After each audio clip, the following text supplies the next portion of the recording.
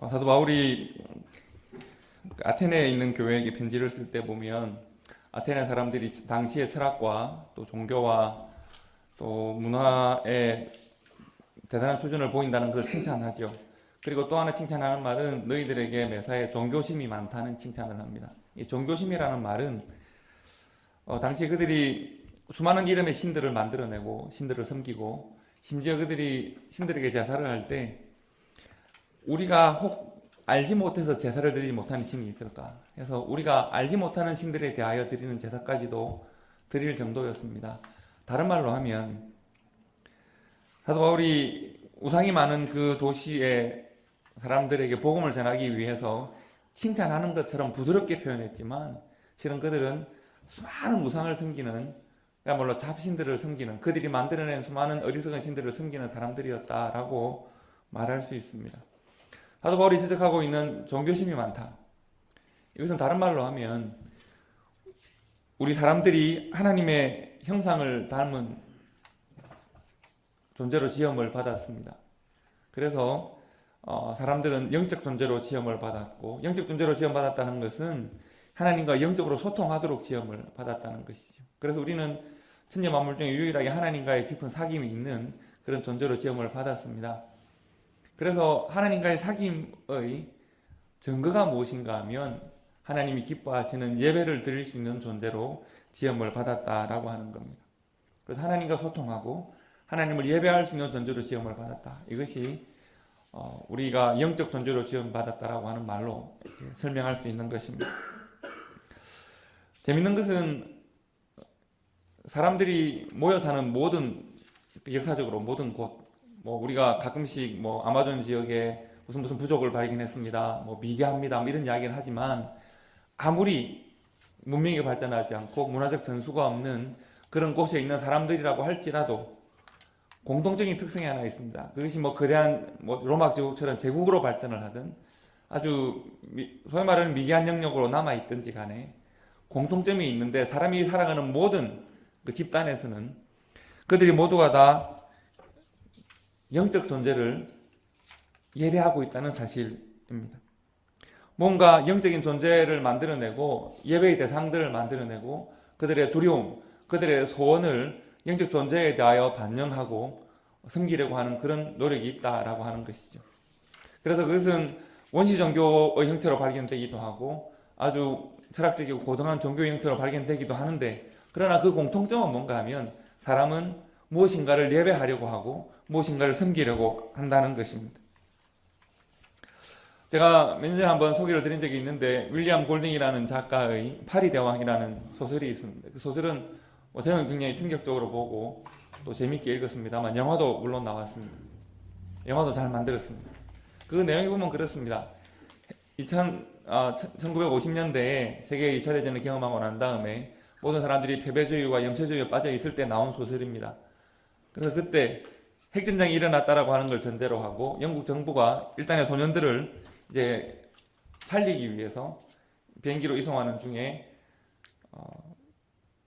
표류하게 됩니다. 난파하게 되고 표류하게 됩니다. 그래서 그 소년들이 무인도에 들어가게 되는데 그곳에서 일어나는 일들입니다. 수십 명의 소년들이 그곳에서 생존하기 위해서 자신들만의 규칙을 만들고 자신들만의 생존의 방법을 만들려고 할 때 그들이 어김없이 만들어낸 것이 예배의 대상, 영적 존재입니다.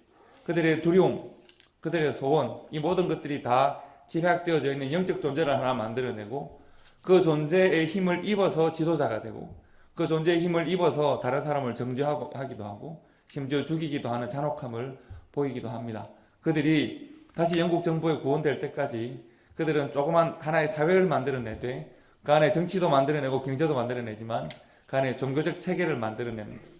그리고 그것이 얼마나 허구적이고 그것이 얼마나 우상을, 미신을 섬기는 것이 얼마나 허구적이고 그것에 의해서 만들어내는 정치제도가 얼마나 어리석은 것인가, 그 시대를 비판하는 그런 소설이라고 볼 수 있습니다.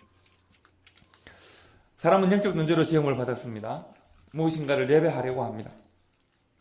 우리가 오늘 성경을 통해서 만난 이사야의 시대도 그랬습니다. 이사야는 우리가 대선지서, 이사야, 예레미야, 에스겔 이런 선지서들은 대선지서라고 하고 하박국, 요엘 이런 선지서들을 소선지서라고 합니다. 그 사람들은 키가 크고 장대해서가 아니고 위대한 선지자라서 그런 게 아니라 성경의 장절에 대한 구별입니다. 이사야서 같은 경우 66장까지가 있고 어떤 성경은 2장, 3장 이렇게 있기 때문에 이제 많은 장수를 가지고 있는 이사야, 예레미야, 에스겔은 대선지서라고 부르기도 합니다. 말씀드린 대로 이사야는 66장까지 있습니다.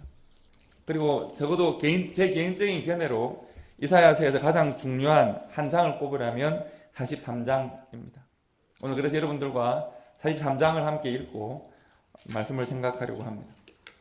여러분, 이사야가 활동했던 시기는 이스라엘이 남북으로 갈라져서 북이스라엘과 남유다로 갈라졌을 때 북이스라엘은 먼저 아수르에게 멸망당하고 남유다가 왕국을 유지하고 있던 상태였습니다. 그때 북이스라엘이 막 멸망을 당하기 그 시점에 남유다가 왕국을 유지할 때 네 왕을 차례대로 섬깁니다. 이사야가 맨 처음 섬겼던 왕은 우시야 왕입니다. 우시야 왕 때부터 선지자로 활동하기 시작하는데 우시야 왕, 여러분 들어보시는지 모르겠습니다. 우시야 왕은 꽤 좋은 왕이었습니다. 그는 전쟁에서 많은 승리를 거두고 정치적으로나 또 특별히 종교적으로도 성공한 왕으로 가는 것 같았습니다. 이방 여러 나라의 이름을 떨치기도 합니다. 그런데 그 결과로 우시야가 교만해집니다. 그래서 그가 스스로 성전에 들어가고 스스로 자기가 중심이 되어서 제사장의 역할을 대신해서 분향하고 제사를 드리기를 원했습니다. 그래서 그가 스스로 제사하고 분향을 했을 때 그의 이마에서부터 문둥병이 번지기 시작했다. 성경이 이렇게 기록합니다. 나병이 생겼습니다. 그래서 그가 더 이상 왕의 직을 수행할 수가 없습니다. 그의 아들 요담에게 왕위를 물려줍니다. 요담은 왕이 되고 보니 많이 두렵습니다. 우리 아버지가 꽤 잘하는 왕 같았는데 하나님 앞에 잠시 불경하였더니 교만하였더니 이 불치의 병이, 당시에는 불치의 병이라고 할 수 있는 나병이 걸렸습니다. 그는 두려워하고 소극적인 왕이 되었습니다. 그래서 그는 개인적으로는 요담 왕이 그렇게 악한 일을 하거나 우상을 대단히 숭배하거나 하지 않습니다. 그러나 요담 왕이 다스리던 시대를 성경이 요약하고 있는데 이 한 줄의 요약이 당시 그 시대를 대변하는 말씀이라고 볼 수 있습니다. 요담 왕을 평가할 때 열왕기하 15장 35절에 이렇게 기록합니다. 오직 그가 산당을 제거하지 아니하였으므로 백성이 여전히 그 산당에서 제사를 드리며 분향하였더라. 이 산당이라는 것이 나옵니다. 여러분, 이스라엘은 어디서 예배하죠? 어디서 제사를 드립니까? 예루살렘 성전이 있습니다. 그런데 왜 그들은 산당에서 제사하고 분향하였다고 했을까요? 한국을 여러분 죄송합니다. 한국에 다 가보셨죠? 근데 한국에 가서 사찰을 방문해 보신 적인지 모르겠습니다. 한국의 사찰, 즉 절에 가보면 크고 작은 간에 절 맨 뒤쪽에 산에 가장 가까운 곳에는 반드시 조그만, 어떤 곳에는 좀 큰 데도 있고요. 제가 얼마 전에 불국사를 가보니까 꽤 크게 지어놨더군요. 산당, 그러니까 산신각이라고 하는 조그만 누각이 하나 반드시 있습니다. 모든 사찰에는 다 있습니다. 사신각에 들어가서 이렇게 자세히 보시면 거기에는 어떤 사신각에는 조그만 인형 같은 것들을 세워놓은 곳이 있습니다만 대부분의 사신각에는 그림을 화려하게 그려놨습니다. 어떤 그림을 그려놨을까요? 예, 그 산에 존재한다고 생각하는 산신령 혹은 삼신할미, 이 그림들을 이렇게 벽에다 그리거나 장식을 해놨습니다. 그리고 요즘 보니까 조그만 인형들 같은 것들도 세워놓은 것을 제가 본 적은 있습니다. 왜 부처를 섬기는 불교에서 왜 산신각을 만들고 왜 그곳에 왜 산신령을 섬기는 그런 예배의 장을 그런 제사의 장을 만들어 놨을까요? 산신각은 사찰에서 가장 많이 헌금이 들어오는 곳입니다. 산신각에 와서 소원을 빕니다. 아기를 낳게 해달라고, 내가 이런저런 소원을 이뤄달라고 신령에게 소원을 비는 곳입니다. 왜냐하면 한국의 불교가 한국의 전통 무속신앙과 결합했기 때문에 그렇습니다. 비슷한 개념이라고 보시면 됩니다. 이스라엘 백성들이 예루살렘 성전에서 하나님을 예배합니다. 하나님께 제사를 드립니다. 하나님께 예배하고 하나님께 제사를 드릴 때 그들의 죄를 하나님께 구하고 하나님의 뜻을 구하고 하나님의 말씀이 그들의 삶에 임해서 하나님 뜻대로 살기를 원합니다. 그것이 하나님께 드리는 제사의 핵심 아니겠습니까? 그런데 그들에게는 소원이 있습니다. 그들에게는 두려움도 있습니다. 그들의 소원과 그들의 두려움, 그들의 삶에 대한 욕망과 두려움을 하나님 앞에 다 노출시키려고 하니 하나님이 이것을 들어주지 않으신단 말이죠. 그들에게는 산당이 필요했습니다. 산당에서 그들의 소원, 그들의 삶을 만족시켜주는 그 어떤 예배가 필요했습니다. 산당에서 그들은 우상을 섬기고 그 우상들에게 예배하면서, 즉 하나님 앞에 하나님의 이름을 부르고 예배할 때는 하나님을 섬기는 것 같지만 그들의 삶으로는 그들의 욕망과 그들의 필요와 그들의 두려움을 섬긴 것입니다. 오직 산당을 제거하지 않았으므로 백성이 여전히 그 산당에서 제사함에 분향하였더라. 그들의 신앙으로는 하나님을 섬기는 것 같은데 그들의 삶으로는 산당을 만들고 곳곳의 산당에서 그들의 욕망을 예배하고 그들의 두려움을 예배하고 그것을 해결해 줄 수 있는 대상을 찾아서 섬겼다라고 하는 것입니다. 이것이 요담의 시대를 평가하는 것이면서 내왕의 시대를 함께 평가합니다. 왜냐하면 특별히 히스기야의 시대에 가면 산당을 없애고자 했지만 백성들의 반발로 없애지를 못합니다. 그들의 삶의 뿌리 깊이 내린 우상 숭배의 흔적들을 제거하지 못하거든요. 그래서 요담에 이은 왕이 아하스 왕입니다. 아하스 왕이 이제 요담에게 이어서 왕이 되는데 아하스는 잘 사는 나라를 만들고 싶었습니다. 부강한 나라를 만들고 싶고 자랑스러운 왕이 되고 싶습니다. 그래서 그는 당시에 멸망해 가던 북이스라엘과 화친합니다. 당시에는 북이스라엘이 좀 잘 사는 것처럼 보였습니다. 그리고 이방 나라들과 화친합니다. 여러분, 과거 우리 고려, 조선 이럴 때도 마찬가지인데 다른 나라와 화친하려면 여러분 뭐 하죠? 왕족 간에 결혼합니다. 또 뭐 할까요? 그 문화를 서로 교류합니다. 아하스가 그랬습니다. 그래서 그는 한 나라와 화친할 때 그 나라의 우상을 수입해서 받아들입니다. 그래서 아하스는 바알을 섬깁니다. 여러분, 요담의 시대에는 왕은 하나님을 섬기는 것 같은데 백성이 산당에서 그들의 욕망을 섬겼다고 했습니다.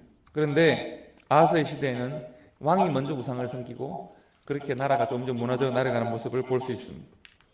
아하스에 이어서 왕이 되는 사람이 히스기야 왕입니다. 히스기야 왕은 이스라엘의 선한 왕 중에 한 사람으로 손꼽힙니다. 히스기야는 그래서 하나님께 기도하는 왕이었고 그가 죽을 병이 걸렸을 때 기도해서 낫기도 합니다. 그러나 여전히 백성들은 하나님 앞에 예배하고 삶으로는 산당에서 또 자신의 소원을 섬기는 일을 계속합니다.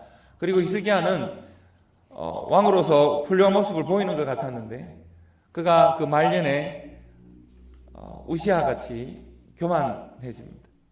그 당시에 강국이었던 아수르가 점점 무너져가고 바벨론이 성장하는 시기였는데 바벨론이라는 나라가 아직 성장하지 않았을 때 바벨론이 당시에 히스기야가 왕으로서 역할을 잘했기 때문에 바벨론이 히스기야에게 사신을 보냅니다. 보낸 사신에게 히스기야가 하나님께 영광을 돌리지 않고 예를 들면 당신이 어떻게 이렇게 정치를 잘하십니까? 했을 때 자신이 그 모든 영광을 취합니다. 자신의 모든 영광을 다 보여주고 마음껏 자랑하는데 이사야가 그래서 히스기야를 꾸짖습니다. 당신의 교만함 때문에 이스라엘이 멸망당할 것입니다. 그리고 이사야는 이런 시대, 내왕의 시대를 함께 살면서 하나님을 예배하는 것 같으면서도 자신들의 욕망을 섬기는 그러한 시대, 내왕의 시대 유다 백성들은 다 하나님의 이름을 늘 입에 말하고 있었고 모두가 다 예배하는 것 같았지만 문제는 그들이 누구를 위한 예배를 드리고 어떤 예배를 드리는가 하는 것이 중요한 것이니까요. 그들이 믿음으로는 하나님을 믿는 것 같은데 삶으로는 그들의 욕망을 섬기는 그런 삶이 함께 있었기 때문에 왕도 그러하고 백성들도 그러했기 때문에 이사야는 그 시대를 눈물 흘리면서 예언하는 것입니다. 그 예언의 내용이 이사야서입니다. 어떤 왕은 자신 하나님을 예배한다고 하지만 백성들은 우상을 섬기도록 허용했고 어떤 왕은 백성들보다 먼저 앞서서 우상을 섬기기도 하고 어떤 왕들은 교만하여서 하나님 앞에 하나님께 돌려야 될 영광을 하나님께 받은 은혜로 왕의 직을 수행하면서 자신이 취하려고 했던 그러한 이유로 이사야는 그의 시대에 곧 다가올 두렵고 어두운 미래를 예언하고 있습니다. 눈물로 그 시대를 고발하고 있는 것입니다. 우리가 그 이사야의 마음을 한번 돌아볼 필요가 있습니다. 이사야 43장이 적어도 제게는 제일 중요한 장이라고 그랬습니다. 43장 1절을 한번 보실까요? 우리가 은혜를 많이 받는 말씀이기도 하고 잘 아는 말씀인데 우리가 다 같이 한번 읽어봅시다. 시작. 야곱아 너를 창조하신 여호와께서 지금 말씀하시느니라. 이스라엘아 너를 지으신 이가 말씀하시느니라. 너는 두려워하지 말라. 내가 너를 구속하였고 내가 너를 지명하여 불렀나니 너는 내 것이라. 아멘. 여러분 이렇게 한번 보실까요? 이 말씀 43장 1절 말씀을 읽고 여러분이 느낌이 어떠십니까? 만약 이 말씀을 읽고 내가 느끼는 느낌을 색깔로 표현한다면 어떤 색깔일까요? Kiana, what color can you describe after you read this Bible, this verse? What color can you imagine? Describe this Bible verse. Yellow? Is it bright or dark? Bright. Okay. 여러분 어떻게 생각을 하십니까? 여러분 어떤 색깔로 이 말씀을 색깔로 표현하시겠습니까? 보시면 야곱아 너를 창조하신 여호와께서 지금 말씀하시느니라. 이스라엘아 너를 지으신 이가 말씀하시느니라. 너는 두려워하지 말라. 내가 너를 구속하였고 내가 너를 지명하여 불러내니 너는 내 것이라. 우리가 찬양으로 얼마나 열심히 찬양합니까? 내가 너를 지명하여 불러내니 너는 내 것이라. 찬양으로 은혜를 많이 받죠. 자, 먼저 보시면 하나님은 유다를 야곱이라고 부르십니다. 이스라엘이라고 부르십니다. 여러분 이스라엘과 아브라함과 이삭과 야곱의 자손이 이스라엘 백성이니까 야곱이라고 부르고 이스라엘로 부르는 것은 지금 하나님 이사야의 시대에 비록 그 시대가 어둡지만 그 백성들을 야곱아 이스라엘아라고 부르시는 것은 아브라함으로부터 이어져 내려오는 하나님의 언약의 후손임을 인정하는 것입니다. 좋은 것입니까? 나쁜 것입니까? 좋은 것이죠. 좋은 일입니다. 하나님은 그 언약을 기억하십니다. 그리고 이스라엘을 이렇게 야곱아 이스라엘이라 부르시고 난 다음 첫 마디가 무엇인지 한번 보십시오. 이제 여호와께서 말씀하신다. 이스라엘아 너를 지으신 이가 말씀하신다. 첫 마디는 뭘까요? 내가 너를 지었고 불렀고 너를 언약의 대상으로 인정하는 나의 사랑하고 축복하는 이런 말씀으로 부르시는 것이 아니라 첫 마디가 두려워하지 말라입니다. 첫 마디가 두려워하지 말라. 왜 내가 두려워하지 않아야 하느냐면 내가 너를 구속하고 지명하여 내 것으로 지금 생각하고 있으니까 두려워하지 말라라고 합니다. 잘 생각해 보십시오. 지금 첫 마디는 중요하죠. 첫 마디는 목전에 뭔가 현실을 보고 있기 때문에 첫 마디가 중요합니다. 어떤 현실을 보고 있기 때문에 두려워하지 말라일까요? 예를 들면 이스라엘아 야곱아 감사하라 찬양하라 기뻐하라. 지금 너희들이 보고 있는 현실이 은혜요 복이요 감사할 수밖에 없는 삶의 현실이니까 기뻐하고 감사하라고 말할 수 있잖아요. 그런데 왜 두려워하지 말라고 말을 하겠습니까? 두려운 일이 일어나고 있기 때문입니다. 두려운 일이 목격되고 있기 때문입니다. 지금 그들의 삶의 현실이 두렵고 어두운 현실로 다가와 있기 때문에 야곱아 이스라엘아 마음 놓지 말아라. 너희들 전신을 놓지 말아라. 두려워하지 말아라. 하나님이 너희를 붙들고 계시니까 이제 너희는 하나님만을 소망하라고 말씀하고 있는 겁니다. 그러니까 지금 우리가 이 말씀을 내용을 생각하지 않고 읽으면 It could be yellow color or pink color라고 말할 수도 있겠습니다. 그러나 이 말씀은 진짜 어두운 dark and dark color입니다. 그들의 만나는 삶의 현실은 어둡고 힘든 현실입니다. 야곱아 이스라엘아 너희들의 삶에 지금 너희들의 죄와 악으로 말미암아 힘들고 어려운 현실이 다가올 것이다. 그런데 내가 너를 지명하여 불렀고 너는 내 것이니까 내가 너희의 소망이니까 나만 바라보는 나의 약속에 의지하는 그런 백성이 되자. 하나님이 이스라엘을 지으시고 언약의 대상으로 삼아 주셨습니다. 그들은 하나님만을 예배하는 언약의 백성이 되었어야 했습니다. 그런데 말씀드린 대로 이사야의 시대에 그들이 예배에 성공하는 백성이었는가? 그렇지 못했습니다. 이사야의 시대에 4명의 왕과 그 백성들은 우상을 숭배했고 하나님의 이름을 부르며 자신의 욕망을 예배했습니다. 그 결과 그들에게 두렵고 어둡고 무거운 시대가 다가올 것입니다. 선지자의 시대에 그들의 분노와 눈물과 한숨으로 이사야 선지자가 분노와 눈물과 한숨으로 말씀을 대언하는 이유가 여기에 있습니다. 그들에게 곧 다가올 그들의 우상 숭배와 그들의 죄악과 그들의 배도의 결과를 그들이 지금 보게 될 것입니다. 예배하는 존재로 지음을 받았고 하나님의 언약의 백성으로 부르심을 받았는데 그들이 우상을 숨기고 자신의 욕망을 숨겼을 때 그들이 징계를 받을 것이고 고난의 시대를 맞이할 것입니다. 바로 그때 이스라엘 하나님의 언약의 백성은 어떠해야 하겠습니까? 무엇을 해야 할까요? 바로 그때 그들은 어떤 삶을 살아야 하는 것인가?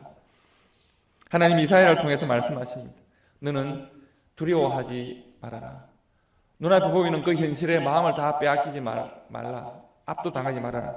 왜냐하면 내가 너희를 구속하였고 내가 너희를 지명하여 불러서 내 것으로 삼았다는 것입니다. 여러분 한번 생각해 보십시오. 하나님의 사랑은 과연 무엇입니까? 하나님의 사랑은 이런 것입니까? 이스라엘 백성들이 입으로는 하나님을 예배하고 섬긴다고 하면서도 삶으로는 산당을 만들고 그곳에 우상을 섬기고 자신의 욕망을 숨길 때 하나님의 사랑은 그들이 그런 삶을 살아도 그들의 안전을 보호하고 그들을 번성하게 하고 번영하게 하는 것이 그것이 하나님의 사랑입니까? 하나님은 그것을 사랑이라 말씀하지 않으십니다. 그들이 하나님을 배반하고 그들의 욕망을 섬기는 백성으로 살아갈 때 그들의 그러한 선택의 결과가 그들에게 책망과 징계로 다가올 때 그래서 그들이 아수르에게 짓밟히고 바벨론에게 짓밟히고 우상을 섬기는 그 백성들의 노예가 되어서 포로가 되어서 뿔뿔이 흩어질 때 하나님은 그렇게 되도록 허락하십니다. 그것을 막지 않으십니다. 그래서 이스라엘 백성들이 외칩니다. 하나님의 사랑은 어디 있습니까? 우리를 사랑한다고 하셨는데 왜 우리를 이렇게 고난 중에 버려두십니까? 하나님의 사랑은 그들이 범죄했음에도 불구하고 그렇게 되지 않도록 만드는 데 있었습니까? 하나님은 그것이 아니라고 말씀하십니다. 하나님의 사랑은 어떤 것이 하나님의 사랑인가 하면 예를 들면 삼손이 하나님 앞에 범죄하고 그가 하나님이 그에게 주신 능력과 힘을 자신의 욕망을 위하여 사용할 때 그가 계략에 빠져서 블레셋의 종이 됩니다. 하나님께서 삼손이 그렇게 블레셋의 종이 되는 것을 내버려 두십니다. 하나님께서 삼손이 블레셋 사람들이 잔치를 벌이고 삼손에게 쇼를 하게 합니다. 삼손이 장사였을 때 어떤 힘을 보였는지 이렇게 쇼를 보게 할 때 삼손을 안주로 삼아서 그들이 먹고 즐길 때 비참한 모습으로 살아갈 때 하나님은 그렇게 살도록 내버려 두십니다. 바로 그때 삼손이 하나님께 물을 수 있습니다. 하나님 저를 사랑하시나요? 사랑하신다면 어떻게 나를 이렇게 비참하게 만들 수 있습니까? 라고 물을 수 있겠습니다. 그러나 삼손이 그때 깨닫는 것이 있습니다. 내가 지금 이렇게 된 것은 나의 잘못으로 말하면 이렇게 된 것이지만 하나님은 이렇게 비참한 모습으로 살아가는 나를 버리지 아니하신다는 겁니다. 이렇게 비참한 모습으로 처해 있는 나를 하나님은 여전히 사랑하시고 품어주십니다. 나를 사랑하시고 품어주시기 때문에 나의 잘못과 악을 인정하시고 그대로 살도록 허락하시는 것이 아니라 나를 사랑하시기 때문에 나의 잘못으로 말미암아 비참한 모습으로 처해 있는 나를 여전히 사랑하시고 여전히 인정하시고 나와 함께 하신다는 겁니다. 지금 하나님께서 이사야를 통해서 말씀하시는 바는 무엇인가 하면 야곱아 이스라엘아 너희들에게 곧 두렵고 어두운 시대가 다가올 것이다. 그러나 두려워하지 마라. 그 어두운 시대가 다가오는 것은 너희들의 잘못된 신앙과 삶의 결과이지만 그러나 너희들이 그러한 삶의 결과를 맞이할 때라도 내가 너를 지명하여 불렀던 나의 약속은 변하지 않는다는 것입니다. 내가 너를 지명하여 부르고 너를 구원하겠다고 말씀하신 나의 약속은 변하지 않는다. 너희들이 무시당하고 짓밟히고 멸시당해도 너희들이 가장 못난 모습으로 살아도 세상은 너희들을 발로 차고 무시하고 천하다고 말해도 나는 너희들을 귀하게 여길 것이다. 왜냐하면 너희들은 나의 언약의 대상이기 때문이다. 하나님은 고난을 당하고 징계를 만날 유다 백성들에게 이렇게 약속하십니다. 11절 12절에 보시면 나는 여호와라. 나 외에 너희들에 대하여 구원자가 없느니라. 내가 알려주었으며 구원하였으며 보였고 너희 중에 다른 신이 없었나니 그러므로 너희는 나의 증인이요 나는 하나님이니라. 이게 무슨 말인가 하면 너희가 아무리 비참한 모습으로 이전에 애굽의 노예로 살던 때에도 그리고 너희가 앞으로 포로로 살 때에도 너희가 전 세상에 흩어져 살 때에도 내가 너희들을 지명하여 불렀던 그 약속은 변함이 없고 나는 너희의 하나님이심이 변함이 없다라고 하는 것입니다. 그래서 오늘 우리가 읽은 본문에서 하나님은 이스라엘을 향한 하나님의 목적을 다시 한번 확인하십니다. 그들이 타락하고 그들이 범죄하고 무너졌다고 할지라도 하나님은 하나님의 때에 그들을 일으키실 것이고 그들에 대하여 새 일을 행하실 것입니다.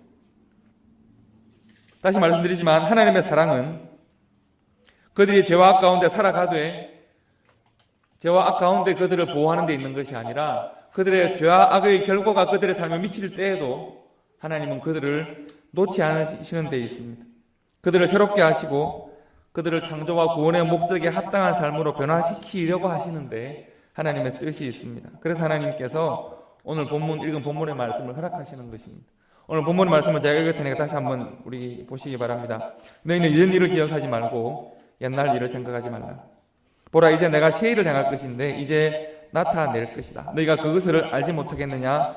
반드시 내가 광야와 같이 메마른 너희들의 삶에, 아무런 쓸모없는 사막과도 같은 너희들의 삶에 물기를 내고 강물을 낼 것이다. 장차 수많은 들짐승조차도 나를 존경할 것은 내가 생명 없는 광야에 메마른 사막에 물기를 내고 사막을 내어서 소성케 할 것을 그들이 볼 것이다. 내가 택한 자들을 마시게 할 것이다.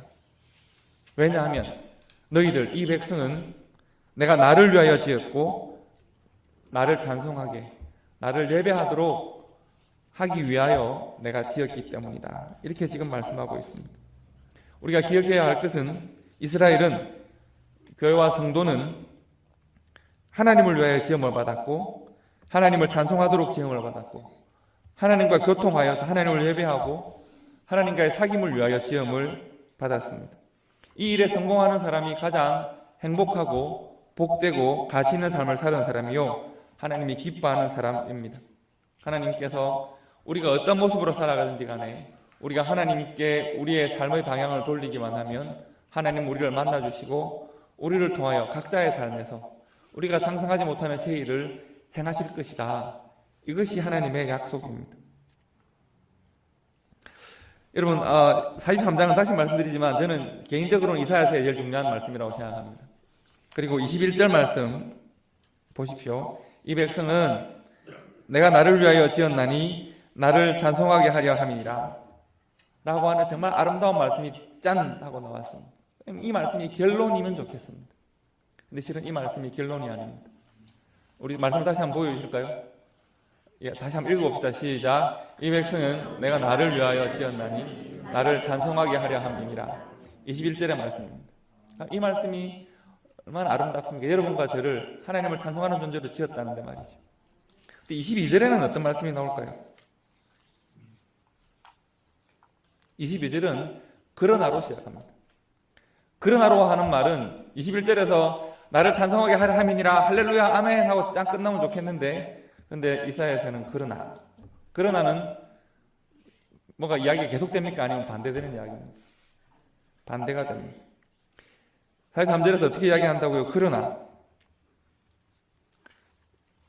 22절부터 24절까지 말씀에 그러나 야곱아 너는 나를 부르지 아니하였고 이스라엘아 너는 나를 괴롭게 여겼으며 내 번제의 양으로 내게 가져오지 아니하였고 내 제물로 나를 공경하지 아니하였느니라. 나는 제물로 말미암아 너를 수고롭게 하지도 아니하였고 위양으로 말미암아 너를 괴롭게 하지 아니하였거늘 너희는 나를 위하여 돈으로 향품을 사지 않고 희생의 기름으로 나를 흡족하게 하지 않고 너의 죄의 짐으로 나를 수고롭게 하고 너의 죄악으로 나를 괴롭게 하였느니라. 하나님께서 43장에서 말씀의 반전을 거듭하고 있습니다. 이스라엘아, 야곱아, 이제 너희들의 삶에 너희들의 우상 숭배와 타락의 결과로 큰 어렵고 힘든 때가 다가올 것이다. 그러나 두려워하지 마라. 너희들이 아무리 비참한 모습으로 있어도 내가 너희들의 아버지이고 너희들의 창조자이고 너희들의 구원자이니까 너희들이 그 믿음을 회복하기만 하면 내가 너희들에게 새로운 일을 행할 것이다. 이것이 조금 전까지의 말씀입니다. 그리고 너희들에게 이러한 은혜를 주시는 이유는 너희들을 지은 나의 목적이 너희들이 나의 찬송이 되고 나의 기쁨이 되고 너희와 내가 서로 교통하여서 나를 예배하는 자로 삼기 위함이다. 이것이 나의 목적이다 라고 선언하셨는데 그러나 너희의 삶은 하고 22절에 다시 말씀하는 겁니다. 너희는 너의 죄의 짐으로 나를 수고롭게 하고 너의 죄악으로 나를 괴롭게 하였느니라. 지금 오늘 이 24절의 말씀이 현재 이스라엘의 영적 현실이라고 말할 수 있겠습니다. 너희는 나를 예배하지 않았고 바르게 예배하지 않았고 너희의 죄의 짐을 나에게 너희의 죄악으로 나를 괴롭게 했다는 겁니다. 이스라엘의 영적 현실, 이사야가 지금 설명하는 영적 현실이고 그들이 징계를 당해야 하는 이유입니다. 예배의 존재로 지음을 받아서 하나님과 복된 사귐의 삶을 살아야 하는데 두려워하고 염려하면서 우상을 숨겼습니다. 죄의 짐을 하나님께 맡기고 죄악으로 하나님의 마음을 괴롭게 했습니다. 과연 이런 민족에게 소망이 있는가?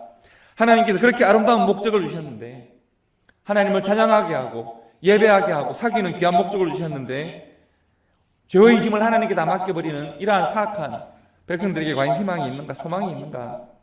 회복될 수 있을까?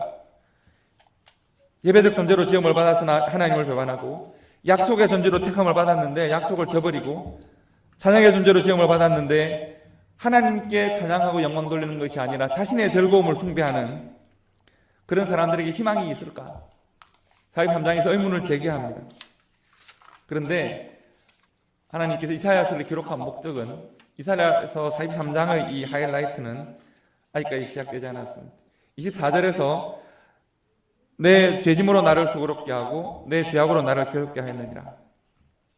그리고 25절의 말씀에서 그런데 나는 너희들에 대하여 이렇게 하겠다고 하나님께서 약속의 말씀을 주십니다. 이것이 43장의 클라이막스 절정입니다. 우리 다 같이 읽어봅시다. 시작. 나 곧 나는 나를 위하여 내 허물을 도말하는 자니 내 죄를 기억하지 아니하리라. 너희는 나에게 죄의 짐을 맡기고 너희의 죄악으로 나를 괴롭게 하였다. 지금 그렇게 하고 있습니다. 그런데 너희가 나에게 돌아오기만 하면 나는 너희의 죄의 모든 허물을 도말하고 너희의 죄를 기억하지 않는 그런 하나님이다.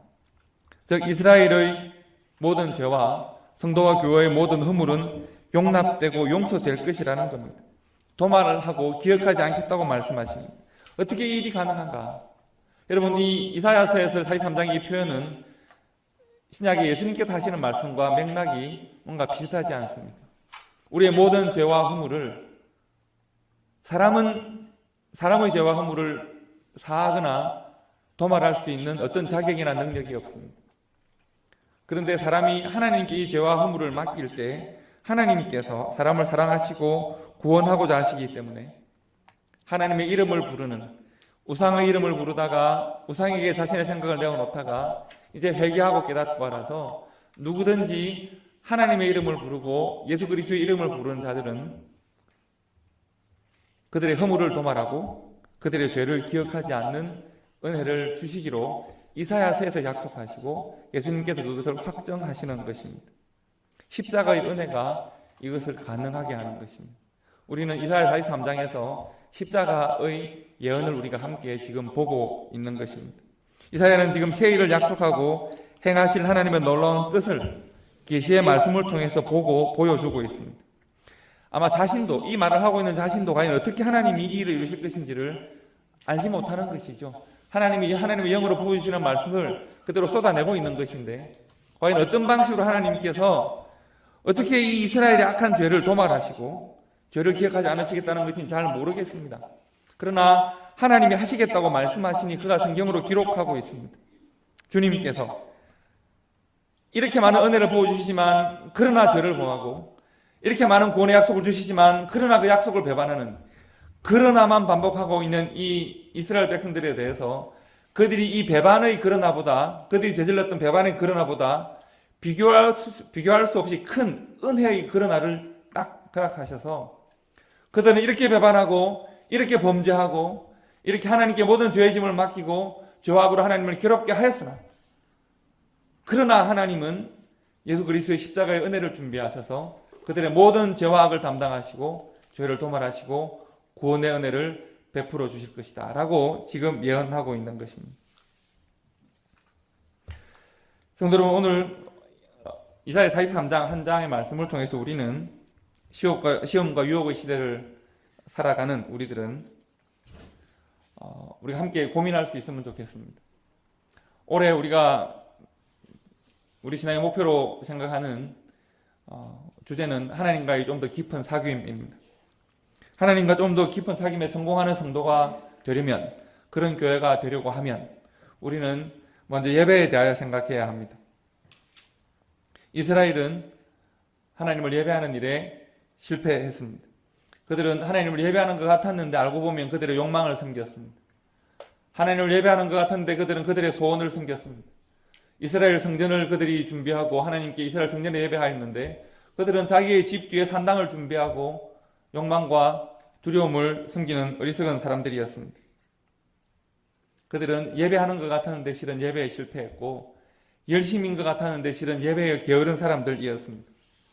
예배에 게으른 것은, 예배에 실패하거나 예배에 게으른 것은 예배를 덜 드리는 것이 아니라, 나는 매주 예배하는데요, 이럴 수 있겠습니다. 예배를 덜 드리는 것이 아니라 내 안에서 하나님 아닌 다른 것을, 내 삶에서 하나님 아닌 다른 것을 내가 숭배하는 것입니다.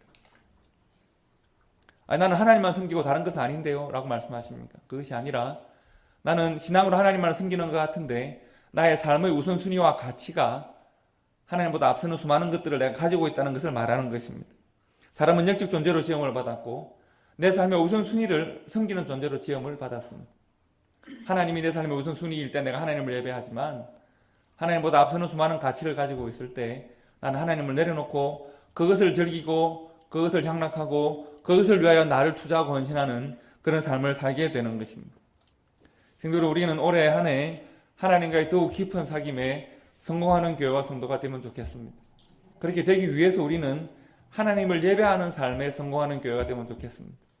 하나님을 잘 예배하기 위해서는 우리가 우리의 삶에서 나는 무엇을 내 삶의 가장 중요한 순위로 두고 살아가는지, 나는 하나님을 함께 모여 예배하고 돌아서 나의 삶에서도 하나님의 뜻과 말씀이 우선하는 그런 삶을 살고 있는 것인지를 고민할 수 있으면 좋겠습니다.